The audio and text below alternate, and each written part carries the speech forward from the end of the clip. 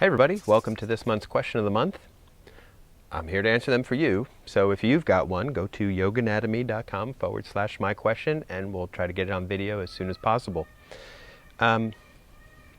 This month's question of the month comes from Michaela.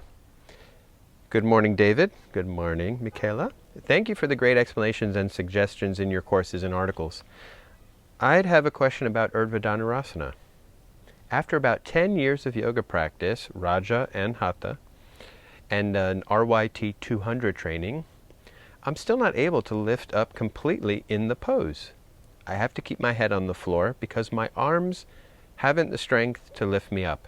So I wonder first which muscles we involve to lift up in this pose, and then which poses sequence I could use to strengthen them and be finally able to lift up one day. Have a nice day and weekend. I will. Okay, it's a great question. It's a question I answer quite clearly in my Anatomy of Backbends workshop, which isn't on the website, but I do now and again, even these days doing it on Zoom. The first thing I want to zero in on is the strength versus opening part, which is, this is a common thing that happens. When something's wrong, we assume that something's weak, and therefore we need to strengthen something to make up for that weakness. This may not be a weakness thing at all. This may be a tightness thing. Take it back. I'll give you the basics from the workshop.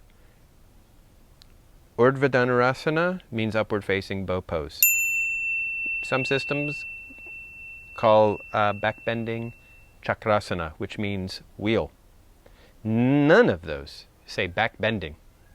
And I make this distinction because words matter and they lead you and your body to do certain things. When you say backbending, not you specific, you general, when somebody says backbending and you think, oh, I need to do a deeper back bend, you try to shorten the muscles in your back. That's what your body will do. But backbending is really about front opening. And this is the most common reason people cannot get their heads off the floor in back bending or urdhva dhanurasanas. So while you're looking, yes, I understand it doesn't feel like you have the strength in your arms. I'm not ignoring that part. There is a possibility that you do not have enough strength in your arms. But I'm going to assume that you can do a push-up.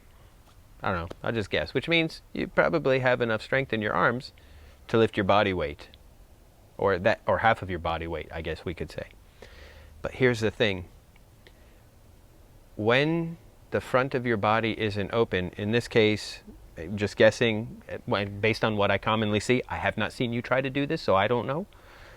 But typically what happens is people have too much tension in their quadriceps and or hip flexors. And then what happens is that force, which is a resistance to lifting up in a back bend, is then added to the force or resistance that your hands have to work against when you try to push up and lift up into a back bend.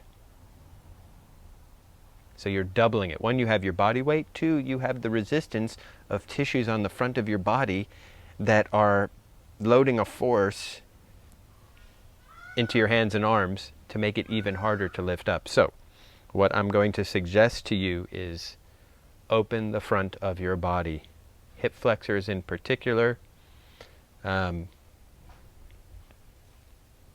then try to lift up.